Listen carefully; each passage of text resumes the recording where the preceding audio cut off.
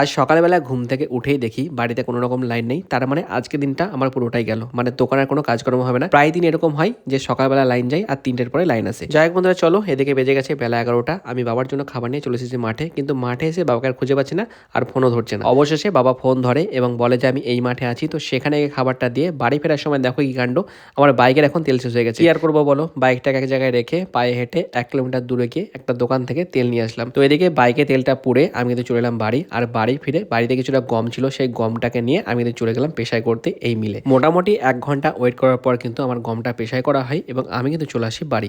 আর বাড়ি ফিরে স্নান টান করে আমি কিন্তু বেরিয়ে পড়ি একটা শুটে। তো এই যে এখন কিন্তু আমি চলে এসেছি বিষ্ণুপুর কালীবাড়িতে। তো এখানে এসে প্রথমে আমি আমার ক্যামেরাকে সেট করি এবং তারপর আমাদের শ্যুটটা কমপ্লিট করে নিই। তো চলো, আজকে শ্যুটের বিটিএস হয়নি। হ্যাঁ, ফোনটা ধরার মধ্যে কেউ ছিল না, কি আর করবো বলো, কিছু করার নেই।